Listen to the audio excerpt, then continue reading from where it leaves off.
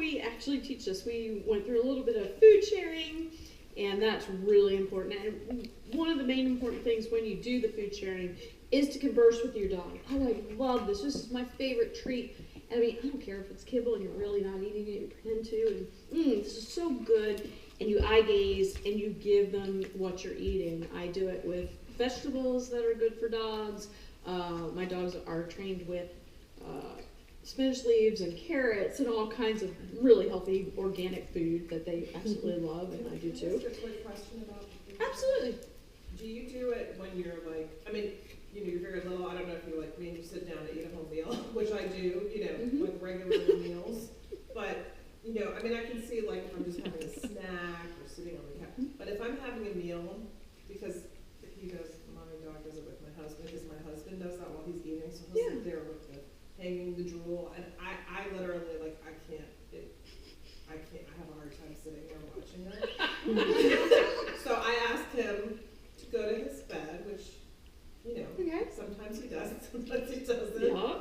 But, so I'm just wondering, like, because if I do, you know, and I'll give them something, you know, what I leave on my plate in the kitchen, like after, but because I don't do it at the table, like he'll look at me eating, but he doesn't like drool, you know, because he's not. What I've done. So I'm just wondering, like, it's a great question. Yeah, because I would love to food share, but if I'm gonna sit down and have like some lasagna, I don't want to see. I'd like to find that in between too. Okay, and those are great questions. What I have actually found is that when I treat the dog all through the day, they don't do that. Really. But I've also taught my dogs the phrase, I mean, I can sit on my couch and eat my dinner. I've got my dinner on my plate, and which at night is usually some sort of organic salad while I'm watching TV.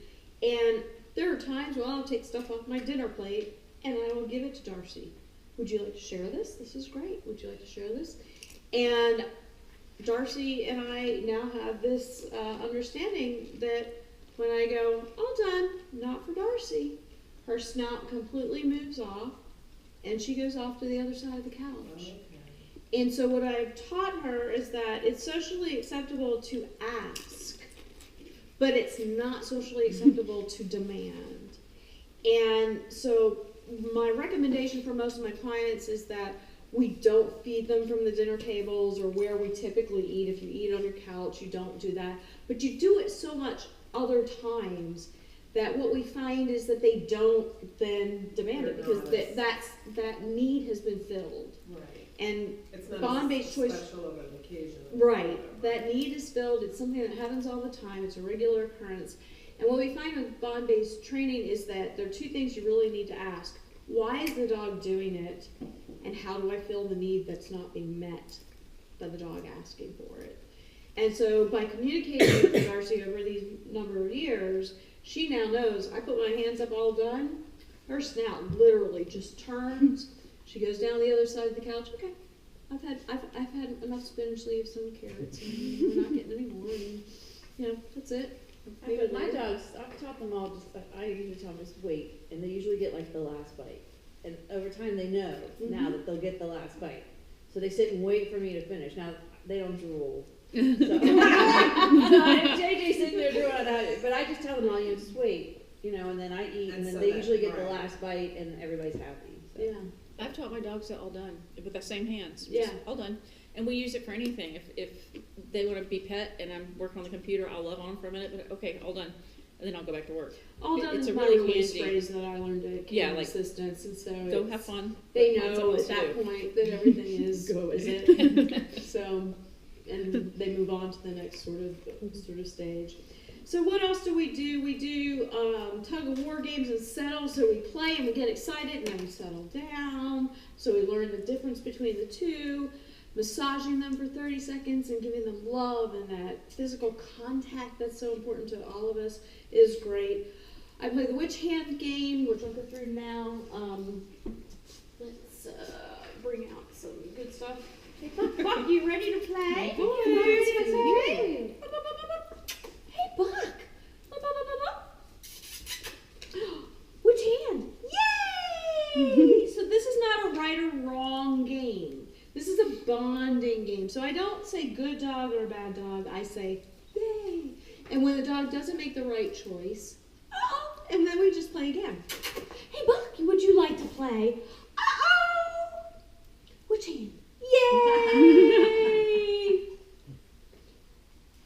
Which hand? Uh-oh. Which hand? Yay! Okay, Buck. You want to play again? Would you like to play again? I'd love to play again with you. Which hand? Yay! 4 or 5 repetitions. That's all it takes. It's a bonding game. It's fun. They get treated. They get people food. They get, whatever treat. I use it with treats. I use it with their dog kibble. Whatever. We just bonded. He had a great time. There was nothing right or wrong. There was no pressure. And he's back to Katie's plate of food where he's like, oh, can we play which hand game with that? Can feeds him.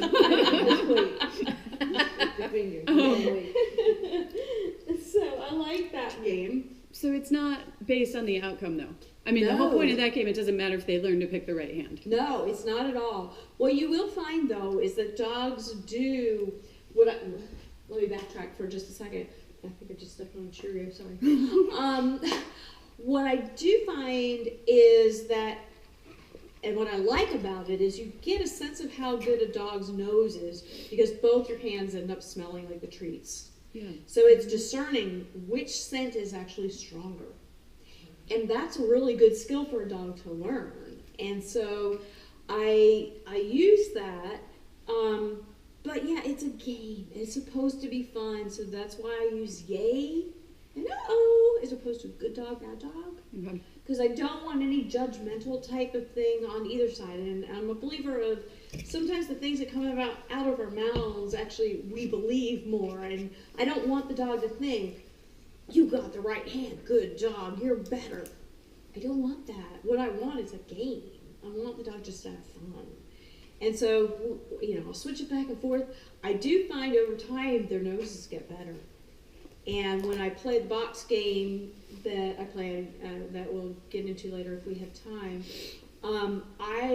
in my first scenting class, was taught you only put the treats or the scent in one box, and then you move the boxes around, and you let the dog smell for it. This was early on in my years with Darcy. She was probably about 2 at this point, and I realized very quickly this dog had a nose like none other, which is why she can smell cancer cells and bad malignant cells. She could not only, she got bored with the finding of the scent in the one box. So now when I do my scenting classes, I do scents in every box because that way the dog has to find the scent that's strongest as opposed to where it was. Just like the police dogs, when they follow footsteps, this last footstep is the one that smells strongest. That one has degraded. And so there's a big difference there, and the same sort of thing. Which hand is degraded in scent and which one has it more? It's more challenging for them. It exercises the brains a little bit more, so it's a lot more fun.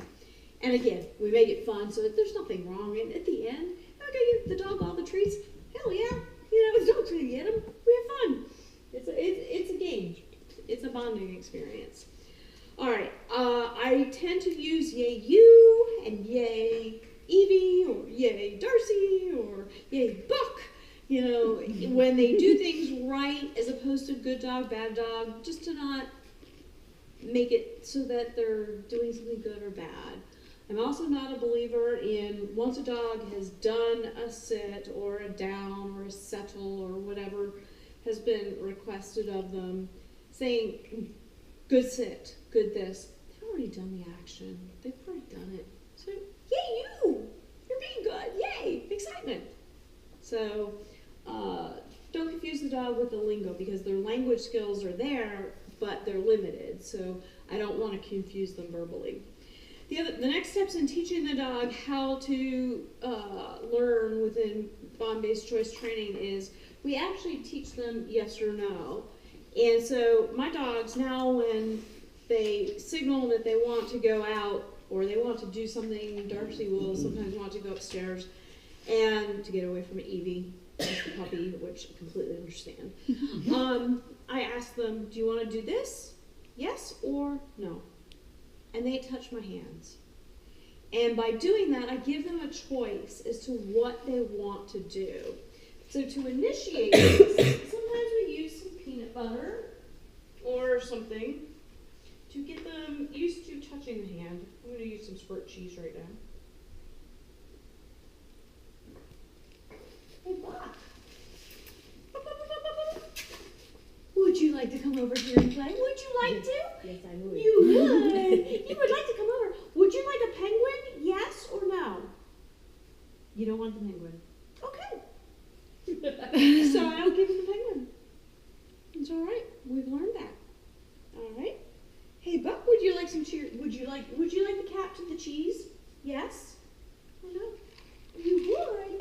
All right. I'm going to give you the cap to the cheese. You can chew that. I honor my request. All right. So let's do it again. Would you like to go home, baby? No. Let me hide my food. Hey, Buck! There's no plate here. Oh, we dropped the cap, so that was not as enticing. Hey, Buck, may I have the cap to the cheese? Yes. Well, thank you. Thank you.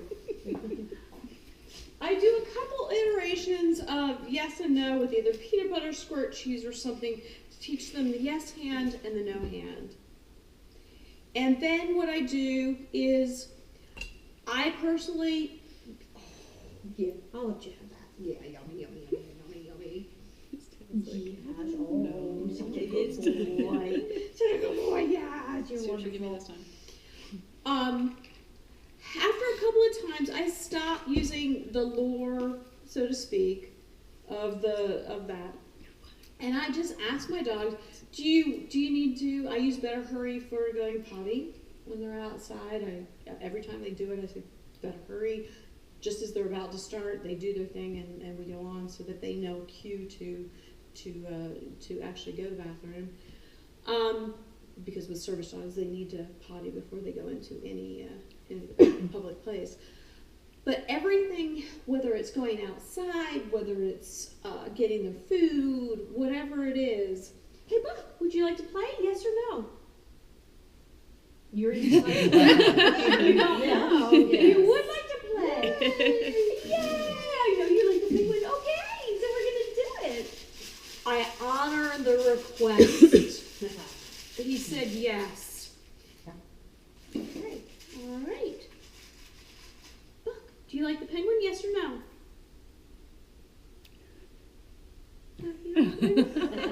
All right. So we just kind of take a break. I'm going to jump ahead a little bit. Mickey. Oh, yeah. Mickey's got great ears to chew on, doesn't he? We got Mickey and we got Penguin. We got Mickey. And we got Penguin. He's like, yes. Mickey, and we got Penguin. All right, but you got a choice here. Which would you like? Do you want Penguin or Mickey? What do you want? Which toy do you want? I know. Which one do you want? Do you want Mickey or Penguin? Mickey! He's like, I did it, everybody. I did it. I gave him a choice as to what toy he wanted to play with, and he can now have it. Yeah. And by going over that time and time again, you can ask your dog what they want to eat, and they learn. Do you want chicken or beef? Do you want to go outside and play or stay inside? My dogs have learned, do you want to go out front door or back door? So it's one of those things where it's boundless. You can ask your dog to communicate with you, which do they want? And it's really phenomenal to watch because Darcy's great at it. And Darcy being a senior, she's now 14 and a half, as I mentioned, she's now showing some signs of, sadly, what I think is doggy Alzheimer's. I'm going to allow my vet to touch her on that in the next couple of days. But what she does is, because the puppy is too much for her, I've got a gate to the stairs where she can go upstairs and have her own private space. And there are times where she'll come up and I'll be like, do you want to go, she'll stand in front of the gate and I'll see her. Do you want to go upstairs or do you want to stay downstairs? And she has learned so much as far as when she definitely wants to go up, she'll hit the hand. It may take her a little while because she's got to get her legs and her arthritis all in order to get up there. If she doesn't, she'll hit the no hand and she'll walk away. And there are times where she just sits there. And what I've learned from her communication to me is, I probably want to go upstairs, but my legs hurt. I don't know what the right decision is. And so then what I have to do as a benevolent parent is I go in the gate, I'm like, do you want some help getting up or down?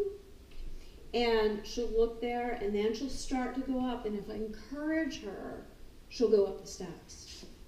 So she has also learned, because of our communication over years, that not only, I mean, and this to me is just brilliant. I mean, this is just how much we have not tapped into their cognition, is not only has she learned that there's a choice of yes or no, there's a choice of maybe. I want to, but I can't say yes because I hurt. Or there's some other, or I've learned after putting my puppy in daycare a couple times a week and doing things where she's downstairs more, no, I want to be down here, but I can't take the energy of the puppy. That's what I was thinking. Like, she doesn't want to leave you, maybe. And so there are a number of things going on there. But if I had not tried allowing her the choice of answering a question of yes or no, I would not know that this dog was then all of a sudden saying, maybe? And with our quadriplegic recipients of service dogs, you know, a lot of times we can even just have them touch one hand for yes and no signal is no. We're even teaching them how to read pictures at this point. And in the book, Love Is All You Need, there's some really great examples of how that works. I don't want to go into all of that right now. But so anyway, teaching them, how do we go about teaching them? We do yes or no, either or. Watch is a huge thing. So there are a number of games that we can play, watching cups and putting